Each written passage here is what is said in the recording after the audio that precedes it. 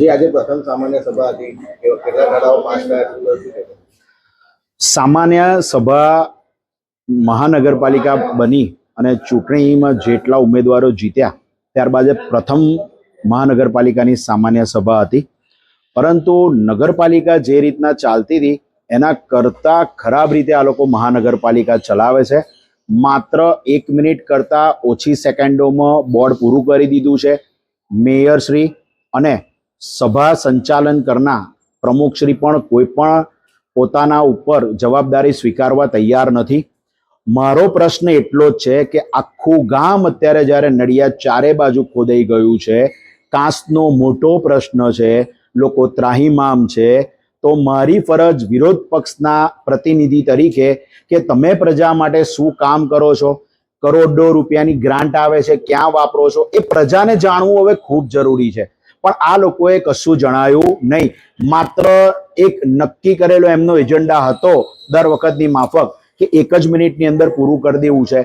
TP number 8ની scheme કઈ રીતના આ લોકો પસાર કરશે, કઈ રીતના એની અંદર ડેવલપમેન્ટ કરશે, ટીપી 8 સ્કીમ કેટલા વર્ષોથી પડી રહી છે, કેટલા લોકોને અસર કરશે, જે લોકોના ઘરો તોડ્યા છે તે લોકોને કઈ રીતના ઘર આપશે, કશી જ ચર્ચા કરવામાં આવી નથી.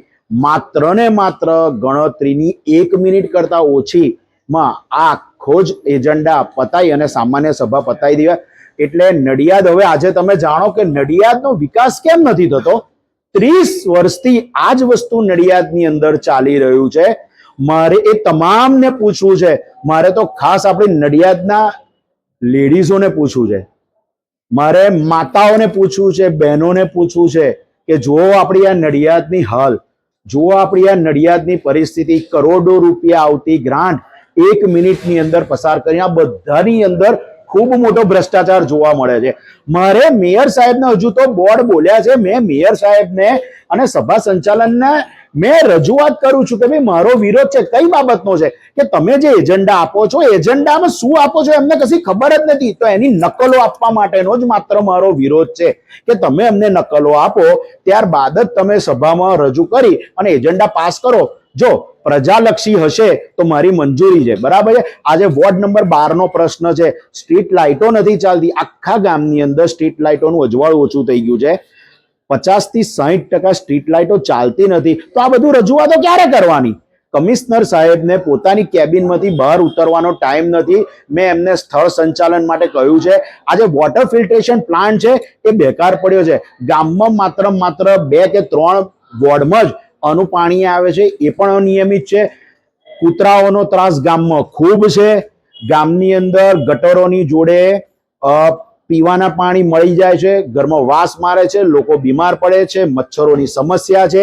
કાંસનો ખૂબ અઘરો પ્રશ્ન છે. હું કહેતો હતો, હું સોશિયલ મીડિયામાં વારંવાર આવીને કહેતો હતો, પ્રજાની માટે રજૂઆત કરતો હતો કે ભાઈ આની અંદર ગટરના પાણી છે, ગટરના પાણી છે. પરંતુ કેમ કરીને આ લોકો સમજવા તૈયાર નહોતા.